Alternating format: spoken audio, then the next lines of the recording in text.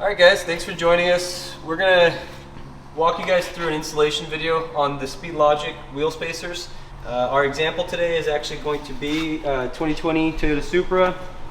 We do have these, come to the shop quite often, and as some of you guys may or may not know, the G Series BMW is pretty much going to be the same wheel spacer application for the Toyota Supra A90, A91 chassis.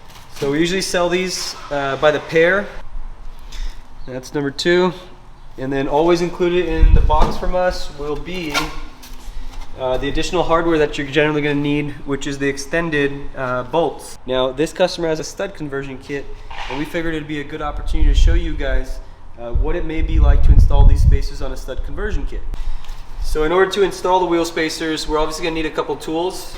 You're going to want to use a jack. All we're trying to do is raise one side of the vehicle to change one wheel spacer at a time. We're going to need a wheel socket. In this case, I'm using a 19mm socket just because of the specific application on this customer's car. For most BMWs, it's actually going to be a 17mm socket. A couple tools over here. I have a 1/2-inch ratchet that is just going to make it easier for me to pull off once the actual lug nut or the lug bolt is broken. So this is what they call a breaker bar. You can get these fairly cheap at your local tool or hardware store. Let's go ahead and get started. So BMWs have, BMWs and Toyota Supras do have 4 jack pads. You'll see one exactly where the jack is lined up right now, another one towards the rear of the vehicle, and then the same 2 opposite ones on the other side of the vehicle. I'm going to go ahead and tighten the jack and start lifting it up. Now, before I get too far, they'll be too tight to try to pull off with the ratchet. Not only that, the wheel will generally spin later, and so we're going to go ahead and loosen them or break them before we actually raise up the rest of the car.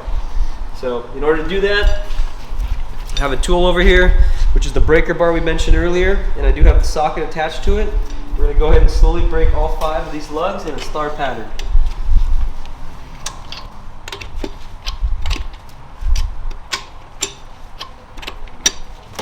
Now that we have all 5 lugs broken, we're going to go ahead and jack up the car. So let me go ahead and jack up the car in order to make sure that we have some clearance between the floor and your wheel. Now you guys should be able to see and know once the weight is off the vehicle. In this case we do have a spacer pad, which I'll go ahead and move, but once we have a full clearance, we know that this wheel is completely off the ground. Go ahead and grab the ratchet that I had earlier with the same lug nut that we used to break these, and I'm going to go ahead and pull off 4 of these lug nuts.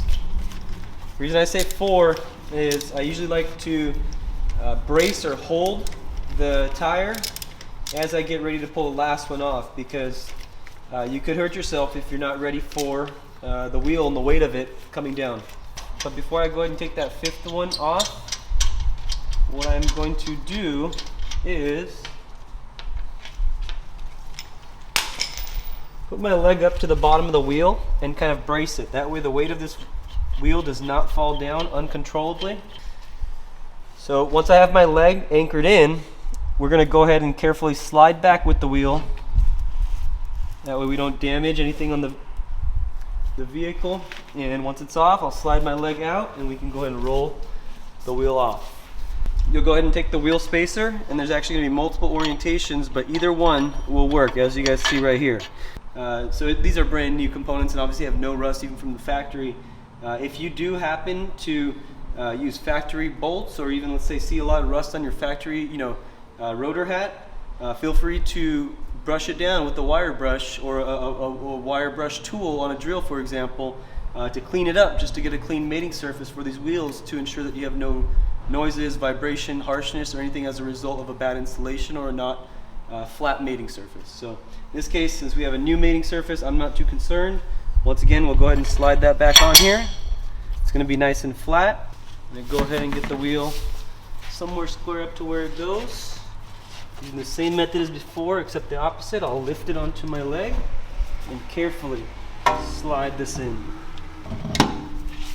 Now that I have it there, I'll use my leg as the anchor. Just hand thread these in, and as long as I'm hand threading them in, I don't have to worry about cross threading or any type of damage on these threads. So,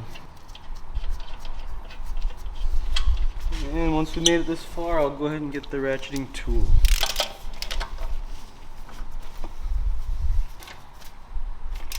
We got it all nicely and loosely hand tightened on there.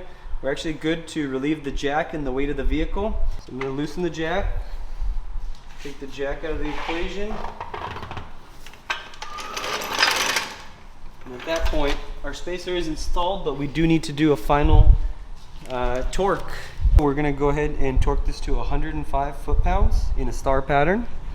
So now that I have the torque wrench set, the appropriate socket, go ahead and start.